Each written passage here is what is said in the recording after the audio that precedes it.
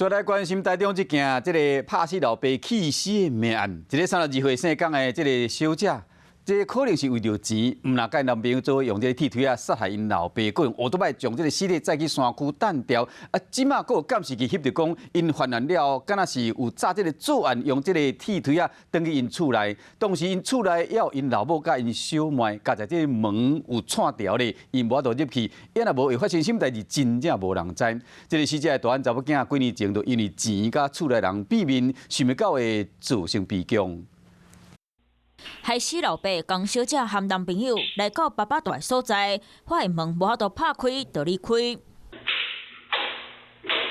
这个画面互因小弟看甲会惊，因为真正看查甫人的牌内底，佮敢若炸害死因爸爸的钢腿啊！其实他身上还有带着那个行凶的工具，他们觉得知道妈妈一定是在家，他们可能就要伤害你们了。不然他们来要干嘛？ 江小姐和伊的男朋友把伊老爸的尸体载去山顶弹，到底有啥物冤仇？互江小姐害死因爸爸了后，佮摕工具，想要对因兜厝的人不利。简单来说，就是他们想要更多钱，就是不定期的来骚扰这样的，然后要钱这样。他就要钱，然后正常人家上班的时候，他就来骚扰你这样子。